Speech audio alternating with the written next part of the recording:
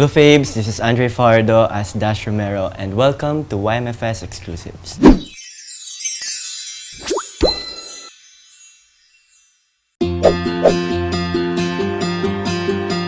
Core memory ko with Direct JP.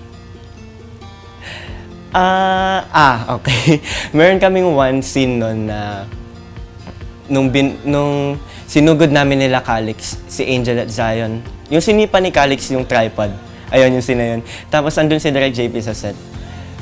Tapos may suot siya dun na shirt. Tapos nagsimula lang sa isang joke yun. Sa isang joke ni Lee ata. Tapos nagtuloy-tuloy na siya. So tawa lang kami ng tawa dun sa set. Ayun yung pinaka-natatandaan ko ngayon. Core memory ko po with Direct JP habang.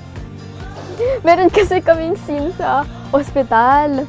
Tapos hindi ko po alam na nasa likod na po namin si Direct JP.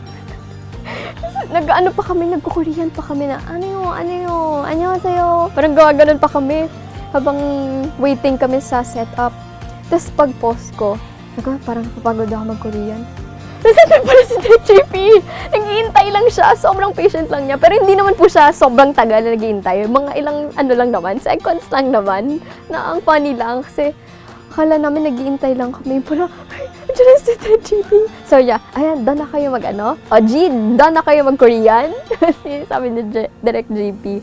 Meron din po ako natatandaan kay Direct JP na nag-read kami ng lines.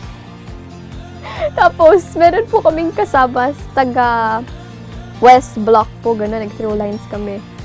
So, nagulat ako kasi habang nag-throw lines po kami, ang galing ni Kuya kasi with conviction po talaga yung pagkakasabi niya. Tapos natawa lang po kami na ang cute. Tsaka yung Breton. Yun po, yung Breton Bay. Pero deep inside natatawa ako. Pero syempre nung scene po na yun, serious lang kami. Serious looking lang.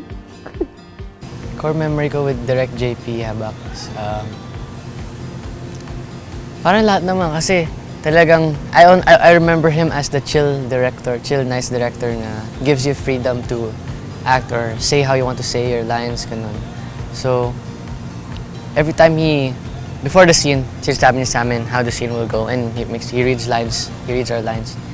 Kasi, ayun, parang he just lets us be. Core memory with Direct JP, of course, yung time na tinulungan niya ako na ma-reach yung emotion na hinahanap ko. Yung sa scene namin ni Charm, yung nag-happy birthday ako sa kanya. It's a core memory with Direct JP kasi syempre he wanted to push me talaga kasi he knows na kaya ko pa naman nun eh, but wala eh, nung time talaga na yun I was really blocked. So it was really a core memory kasi he got to help me, and kahit na hindi ko man na-reach yung expectation ko, I got to give my best because of Direct JP. And nagawa naming mabawi yung eksena sa next na taping na kailangan kong umiyak. Yun yung scene ko with Angel. And sobrang grateful talaga ako kay Direct JP. Yung pinaka-core memory ko with Direct JP, siguro every time na nasa set siya tapos binablock niya kami. As in, may mga times na magjo-joke si Direct JP. So, the fact na binibigay niya yung energy na yun, parang sobrang comforting niya sa amin as actors din. Kasi, syempre, I believe na to be comfortable on set, you also have to be comfortable with the people you work with. And sila Direct JP, they really make us all feel comfortable. Parang, they all make us feel professional at the same time. Parang they entrust our characters to us. Lagi ring sinasabi ni Direct JP sa amin na parang sa characters nyo, you do what you think is most comfortable for you. So the fact na sinasabi niya yun is like he really trusts us with our characters, and that alone parang it really means a lot for me. So ayun. Siguro nung time na parang may hahabulin sana kaming movie na Odyssey. Tapos isa na lang kasi yung scene na yun, aming dalawa ni Marco. Gusto namin parang parang sumunod. Tapos nung pumunta kami sa set, sabi ng Direk ko, ayan na, kukunin na natin, makakaabot pa kayo. Sabi ko, wala na, Direk, di na kami makaabot, late na din. Actually, yun yung unang beses kong nakausap si Direk JP, and parang last na din natin. Meron pa yan? Meron pa yan, yes. With Direct JP? Core memory. maybe, nung first day ko, is nagbigay ako ng donuts. And parang yun yung way ko din of saying na, hi Direk, parang it's so nice to meet you, it's so nice to work with you.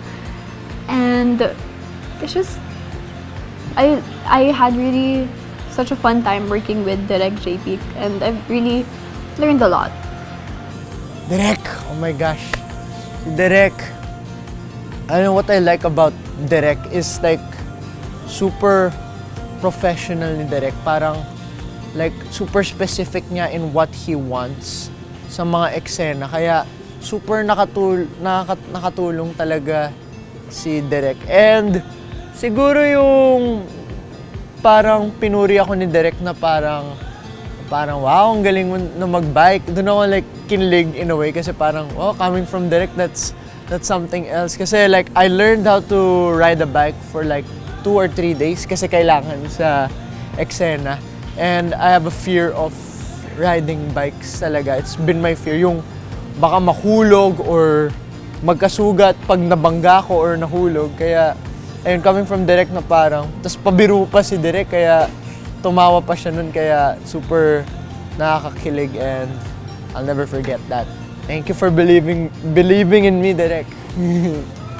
Yung may scene lang, yung scene na first time ni Miguel pumunta ng Brighton Bay. Tapos nag-uusap si Calix pati si Zion. Tapos parang tutulak ko dapat si Zion.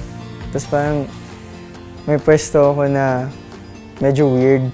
Kasi pagka doon ako nakapwesto, parang maging kaside ko sila, Miguel. So, nagtatanong ako kay Direk, tapos parang nagkatitigan lang kami. Ang awkward lang. But like, it was funny kasi after that, tumawa lang din kami. Tapos sabi niya, oo nga, dito ka nga. Sabi niya ganun. So, medyo funny lang yun. Pati yung pagtulak ko kay Calix, ay kay Zion pala yun. Kasi ginaganon ko siya sa wall. So, yeah. Core memory?